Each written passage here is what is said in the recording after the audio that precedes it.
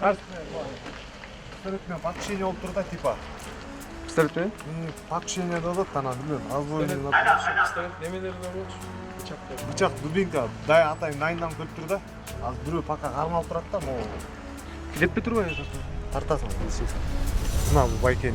2021 жылдын 26 июнь күнү болжол менен саат 1:25 чамасында Бишкек шаарынын 1-май райондук ички иштер башкармалыгынын нөөмөт бөлүмүнө Бишкек шаарынын Патриция Лумумбу жана Волков көчөлөрүнүн кесилишинен ок атышуу болгондугу тууралуу маалымат келип түшкөн. Окуяга биздин чыгармачыл топ патрулдук милиция кызматкерлери менен кошо барып күбө болду.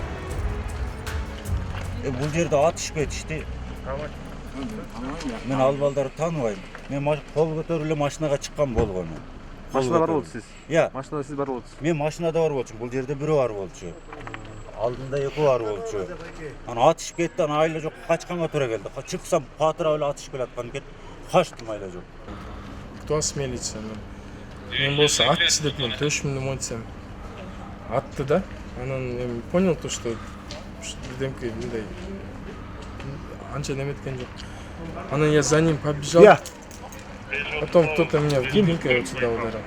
Талпалап кетти да мени. Анан болсо тиги оружиясын чүйрүп алышты, мен оружиясын алып алып анан бияктан кыйкырдым. Братчикаларым мына жакта отурган болчу. Алар чуркап келе алганда эле буларга тап берди бычак мененчи. Моундай бычак бар экен, дубинкага окшош. Анан братчикаларым кайра артка качып таштарды алып аларды таш менен калаганда. Биздин чыгармачыл топ айтылган дарекке барган учурда 1986 жылы туулган Жаран кармалыптыр. Ал бир тууганымды сабап салды деп жабырлануучу тарапты карай пневматикалык тапанчадан ок чыгарган. Натыйжада ал номер 4 Бишкек шаардык ооруканасына жиберилди.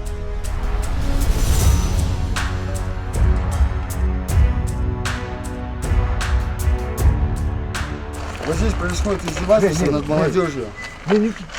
Олег Мосов. Это район Кудайберген. Здесь происходит издевательство над молодежью, вот этим Чингизом. Он избил моего племянника, вскрыл вот так челюсть.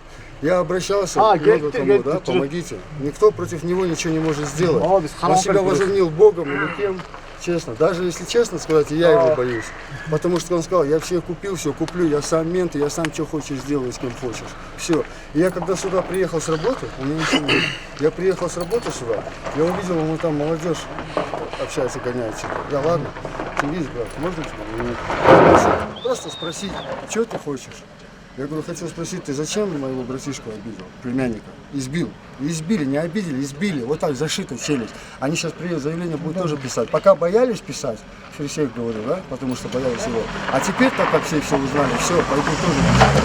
Он избитый лежит, его мать униженная им унижает. И когда он вот так на меня пошел, я сказал, не подходи, у меня пистолет, он настоящий. Стреляй давай! Кто-то, может, и слышал здесь. Стреляй давай на меня, идет. Мне что делать? А он у меня тировский, учебный, это не настоящий пистолет.